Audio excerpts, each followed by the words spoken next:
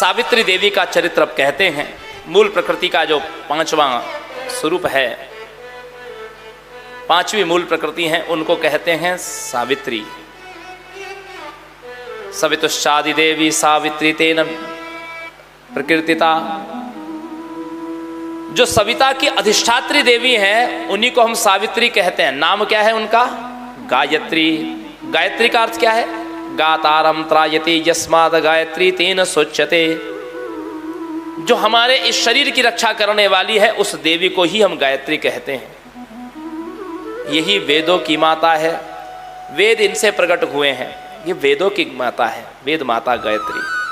अर्थात ये जितने भी 7 करोड़ मंत्र हैं वैदिक, इन सब की अधिष्ठात्री देवी ही गायत्री हैं। इन्हीं गायत्री की ही उपासना हम लोग त्रिकाल संध्या में करते हैं। सारा जगत इनकी पूजा करता है। ब्रह्मा विष्णु रुद्र, चाहे और कोई देवता हो, गंधर्व हो, सब लोग त्रिकाल संध्या में इन गायत्री की ही उपासना करते हैं।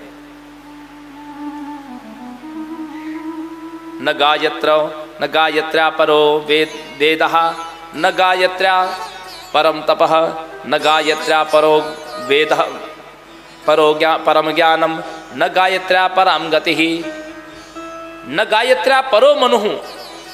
गायत्री के समान कोई देवता नहीं, गायत्री के समान कोई ज्ञान नहीं, और गायत्री के समान कोई मंत्र नहीं, गायत्री के समान कोई तपस्या भी नहीं।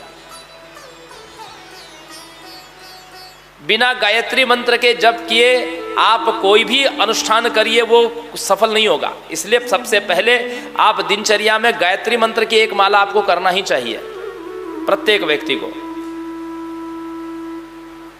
गायत्री के कई प्रकार हैं। तत्सवितुर्वरेण्यं भर्गो देवस्य धीमहि धियो यो नः प्रचोदयात्। ये सविता गायत्री है, इसको ब्रह्म गायत्री कहते हैं।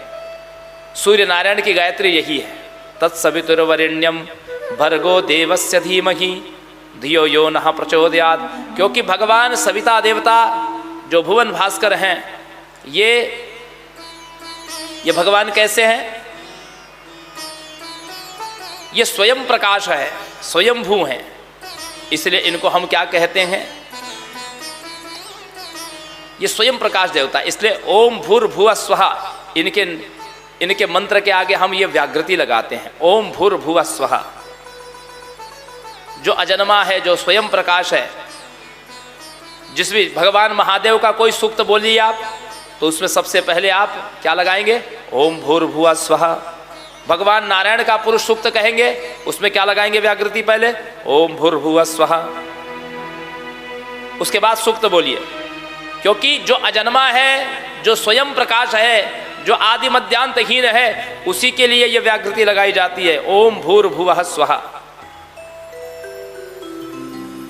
जो त्रिकाल तीनों लोक में, भूलोक, भूअरलोक, स्वर्गलोक, तीनों लोक में जिसकी स्थिति होती है, उसी के नाम के आगे भूर्भुवः स्वः लगाया जाता है। तो ऐसे ही गायत्री भी जो है, ये तीनों काल में, तीनों लोक में विद्यमान रहती हैं।